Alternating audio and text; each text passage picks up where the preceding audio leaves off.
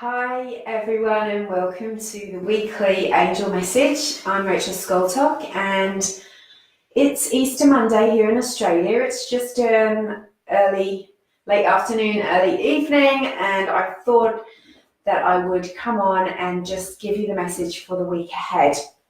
It's not a normal Monday because usually I do this in the morning, but I decided that I would give myself a day off and have a long weekend like everyone else almost in the world. And I just do the weekly video for you. So welcome. I really wanted to make it look like I was in a fairy forest, but you can see the edges.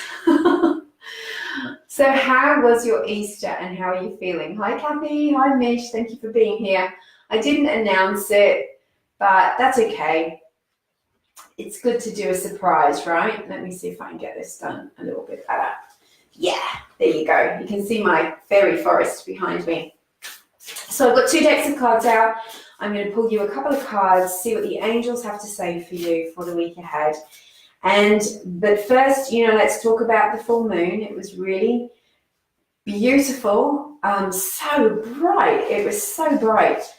And I understand that it's a special full moon this month, and it's a double pink blue moon or something. But all of that aside, we have to be aware of the energy shifts, the amount of light that's being poured into us at the moment, and where you are. I think when we navigate life, we know about the stars, we know about the moon, we know about astrology. All of those things are important, and we can see our experts about those things. But we also have to stay in touch with our own soul, and you have to stay connected to what is showing up in life for you. And then you follow your own higher self, your intuition, which is your line home to spirit, your line home to heaven, where you feel guided. It's not about what other people say. It's not about what other people think. It's not about where everyone else thinks you should be on your journey. This is about you and where you should be on your journey. I'm just checking the microphone is on. It's about you and how you feel and what is right for you. So it's, I really want to make that a very strong point for you, because the angels are talking at the moment about understanding that the power is within you. And I think part of the process of life is learning to keep your power inside of you. And we're not always successful. It's not like any of us are passing a test. None of us are competing in our race to get to heaven. No one is better or worse. Everyone's on a different journey. And what is between you and God is between you and God. It's not between you and anyone else. And so we really need to be conscious of the power is within you. You make your decisions. You hold on to your power. And so I really think that's one of life's lessons, is recognizing that you do have the power within you. And any time that you feel victimized by circumstances, people, anything at all where you feel like you're powerless, it's actually an invitation from inside of you to find your power in that situation. Hello everyone who's coming on, Lou and Phil and Jamie. Happy Easter. So right now, these strong energies that are coming in are helping you to find your power, and they're helping you to find your direction. And you're sorting through many different kinds of energies. So some of the energies that you're sorting through are your own energies, your own thoughts. When your thoughts are attached to fear, you are going to lose your power quickly. You're going to feel powerless. You're going to feel as if you've got no control over what's going on for you, or that you can't make things better. And that's just a sign, when you feel that way, that you've attached yourself to fear. So whatever you're sorting through at the moment, it's important to come back to you and to come back to, how can I get my power back in this situation? Your answer might not come really quickly, instantly. It doesn't have to come quickly or instantly, because sometimes you've got to contemplate, like, how can I get my power back in this situation?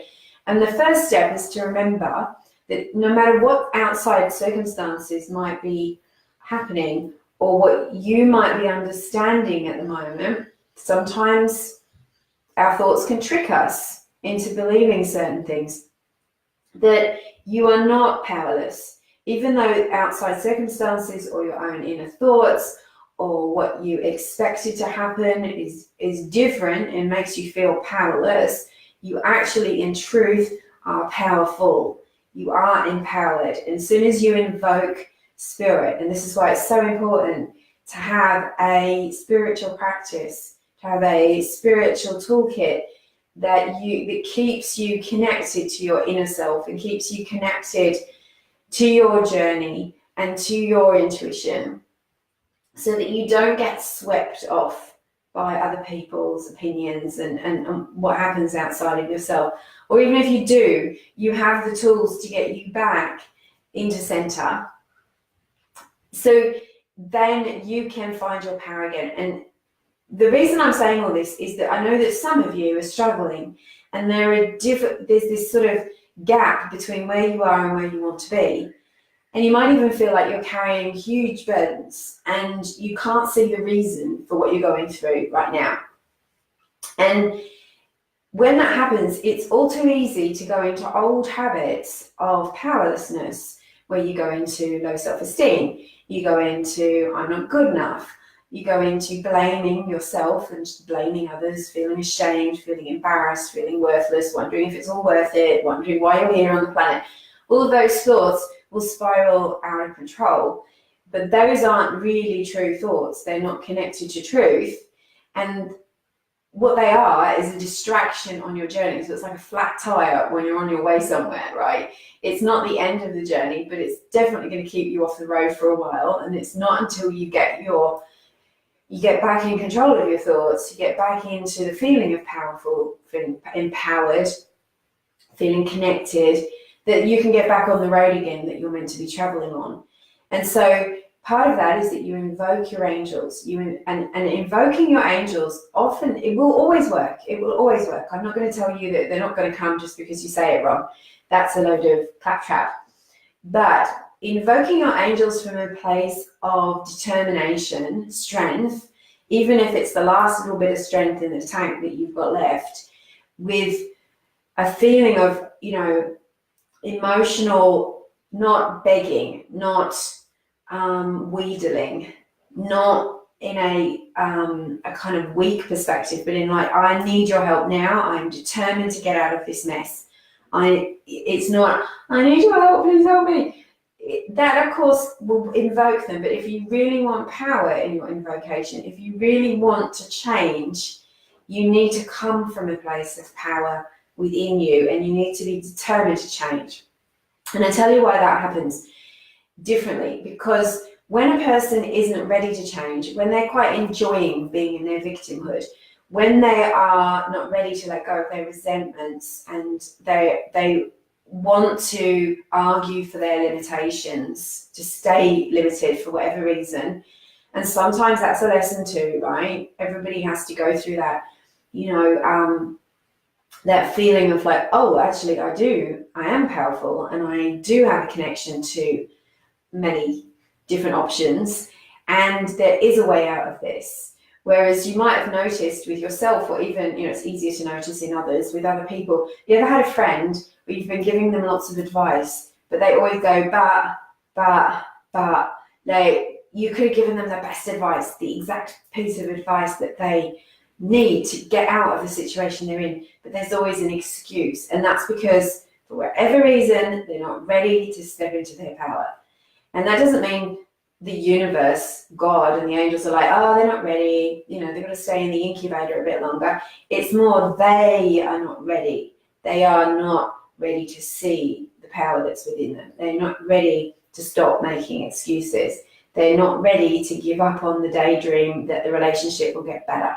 Or they're not ready to give up on the fantasy, or they're not ready to give up on the adrenaline rush and the pity and the attention that they get for being in a negative state.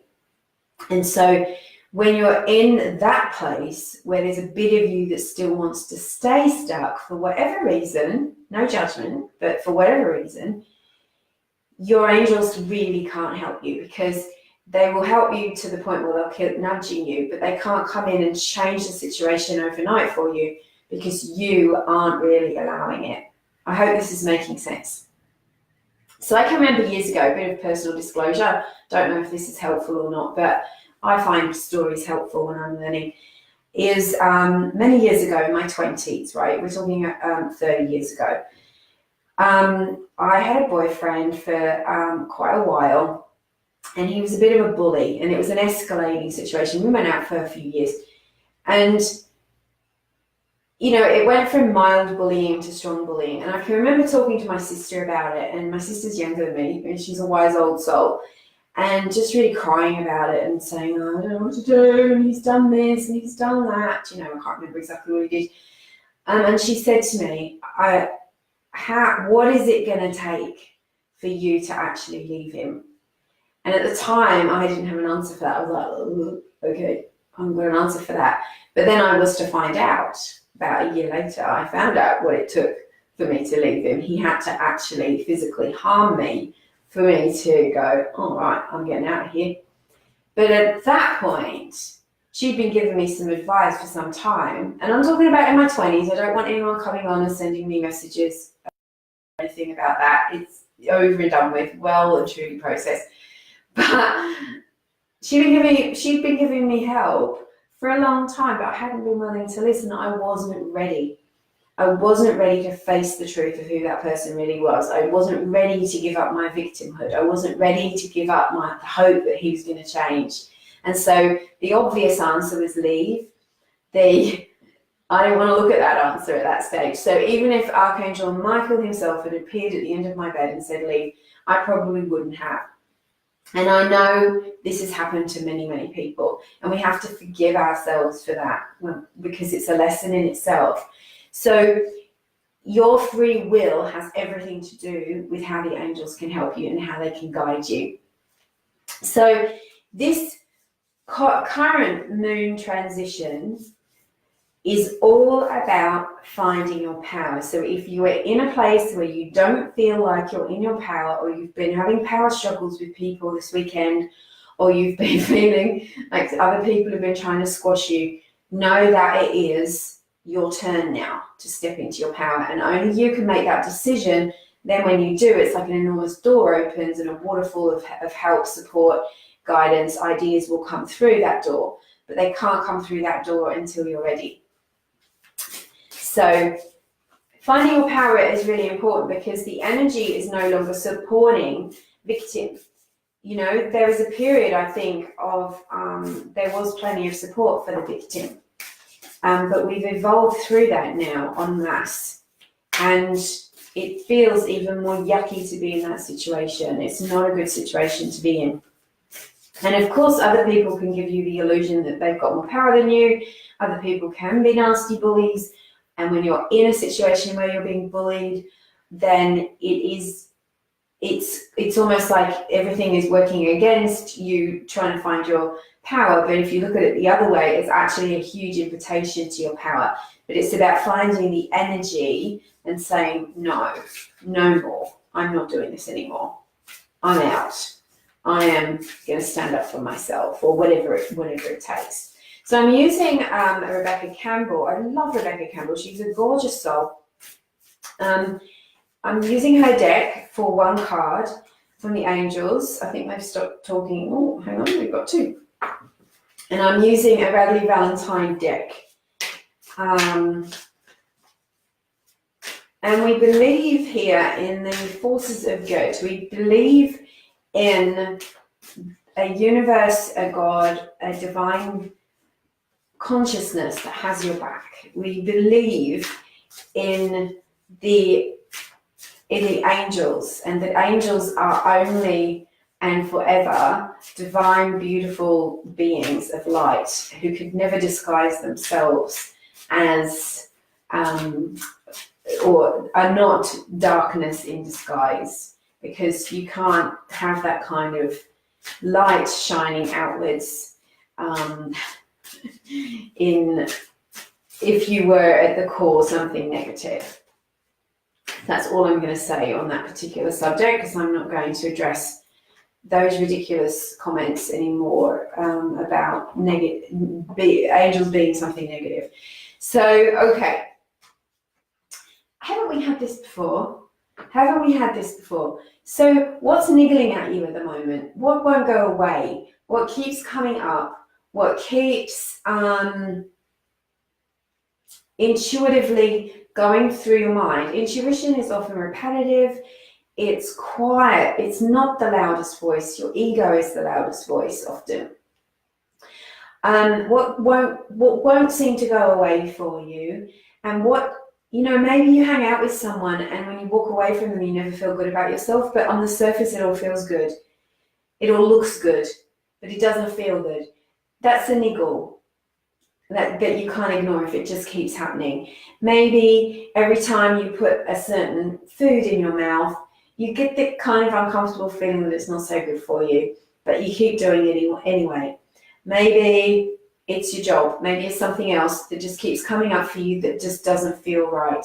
You've got to trust that and move forward. You will be supported. We've also got the mirror. This is one of the ones from Rebecca Campbell. The mirror.